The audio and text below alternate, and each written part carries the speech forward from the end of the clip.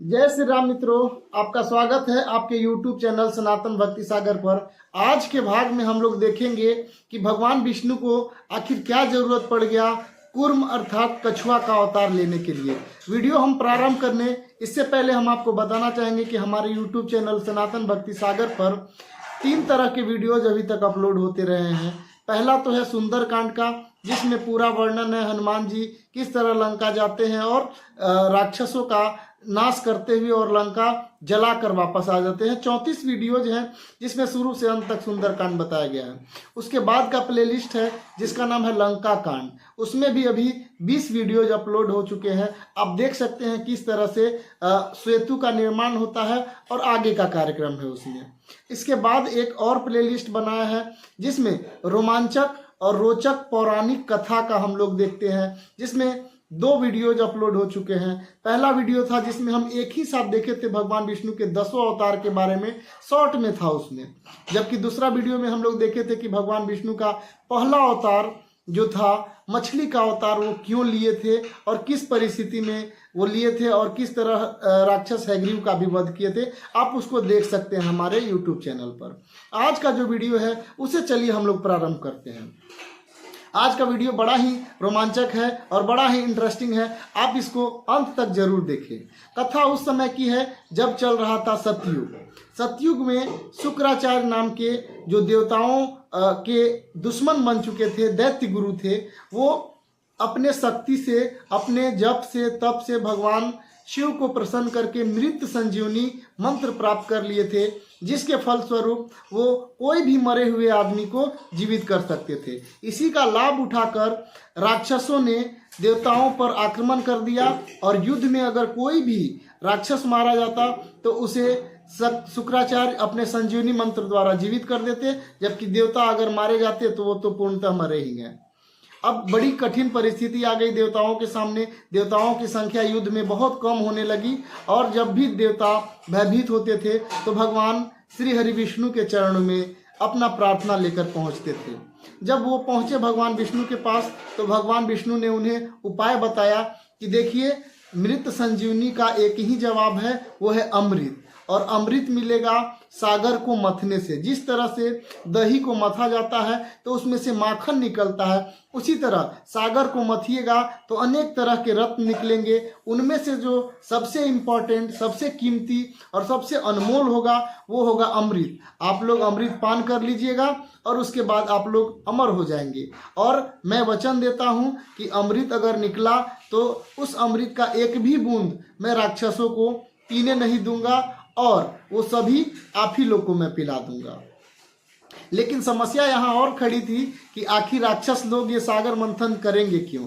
राक्षसों को तो कोई जरूरत ही नहीं था सागर मंथन का। तो इंद्र जाते हैं और दैत्य के राजा, उस समय जो दैत्य के राजा थे वो कालकेतु थे। कालकेतु से पहले दैत्य का राजा हैग्रीव था, जिसका वध मत्स्य अवतार में भगवान विष्णु ने ही कर दिया था।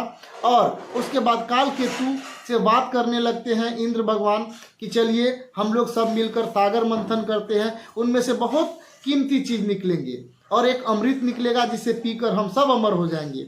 तो वो बोलता है कि हमें अमृत का क्या जरूरी है, हम लोग तो ऐसे भी अमर ही हैं, क्योंकि हम लोग कोई मरते हैं तो शुक्राचार्य उसे स्वयं जीवित कर देते हैं।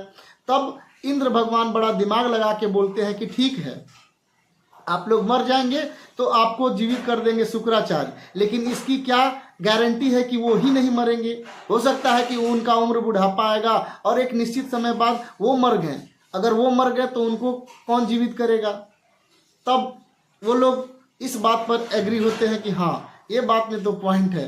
तो किसी तरह से तैयार हो जाते हैं सागर मंथन के लिए। लेकिन सागर मंथन के लिए तैयार जब होते हैं तब भी बड़ी समस्या है, क्योंकि सागर मंथन हो कैसे? तो उसमें भगवान विष्णु अपना बड़ा सा चक्र से जो एक बहुत बड़ा पत्थर था मंदराचल पर्वत, उसको काट कर समुद्र में ला देते हैं और अपने बासुकी नाग से उसको बांध देते हैं। लेकिन सागर इतना गहरा था कि उसके अंदर जो मंदराचल पर्वत है वो डूबने लगता है। अब मंदराचल पर्वत डूबने लगता है तो भाई यहाँ भी समस्या खड़ा हो गई। फिर सभी देवता लोग और राक्षस लोग तो नहीं गए, क्योंकि राक्षस बोले कि हमको क्या प्रॉब्लम है, अगर नहीं हो पाएगा सागर मंथन तो हमको ज़्यादा समस्या नहीं है, छोड़ो हटाओ।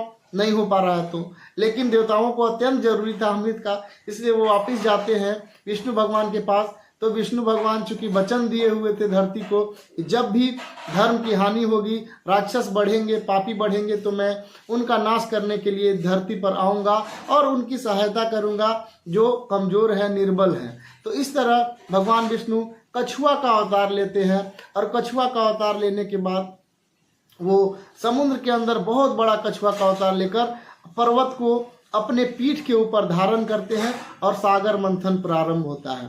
सागर मंथन प्रारंभ होता है तो इसमें भी बड़ी रोचक घटनाएं होती हैं। सागर मंथन में सभी उम्मीद लगाए बैठे थे कि निकलेगा अमृत, लेकिन सबसे पहले ही निकलता है खतरनाक हलाहल विष, जहर, जिसको देखकर और जिसके प्रभाव से सभी लोग डर से इधर उधर भागने लगते हैं और जहर चारों तरफ गांव में फैलने लगता है, त्राही त्राही मच जाता है।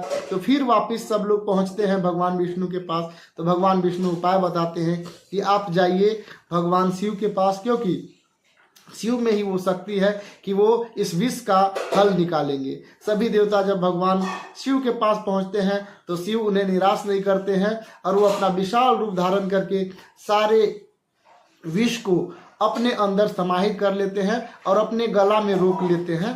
गला में सभी विषों को रोकने के कारण उनका गला जो था वो नीला पड़ जाता है, इसीलिए भगवान शिव को नीलकंठ भी कहा गया है। और फिर सागर मंथन प्रारंभ हुआ।